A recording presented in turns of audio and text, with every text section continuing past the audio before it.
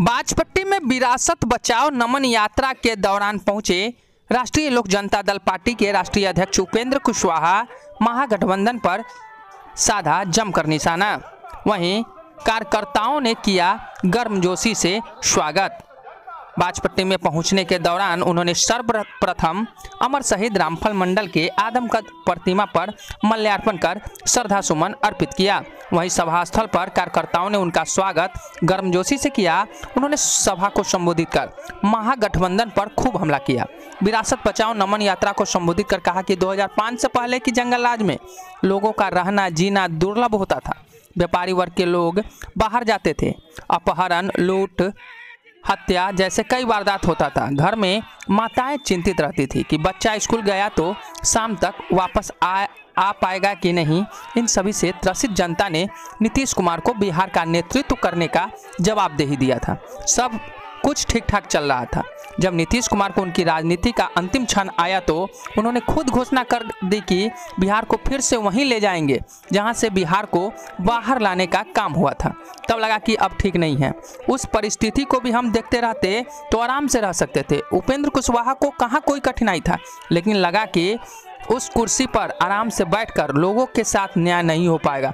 तब हम और हमारे सभी साथियों ने निर्णय लिया कि अब ऐसे स्थिति को मुखदर्शक बनकर देखते रहना बिहार की जनता के साथ अन्याय हो जाएगा। वो भी एक परिवार में जहां सत्ता 15 साल तक केंद्रित रही।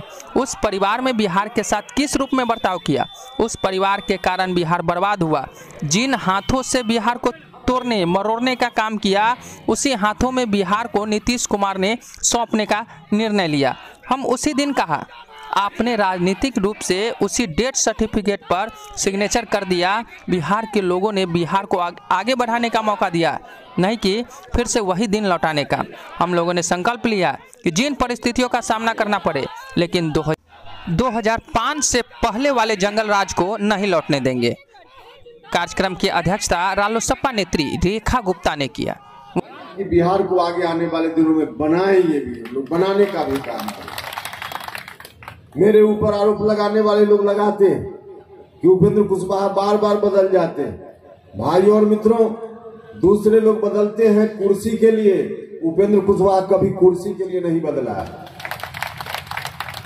लोगों को सत्ता नहीं मिलती तो सत्ता प्राप्त करने के लिए, सत्ता की कुर्सी पर जाने के लिए न जाने क्या क्या करते हैं, लेकिन जिनका हक नहीं बनता था उसके हाथ में सौंपने का निर्णय, और वह भी एक परिवार में जहां सत्ता 15 साल तक केंद्रित रही, फिर से सत्ता को ही भेजने का निर्णय।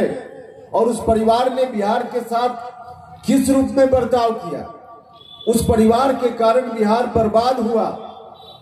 जिस परिवार ने बिहार को, जिन हाथों ने बिहार को तोड़ने मरोड़ने का काम किया, बर्बाद करने का काम किया, उन्हीं हाथों में बिहार को सौंपने का नीतीश कुमार जी का निर्णय।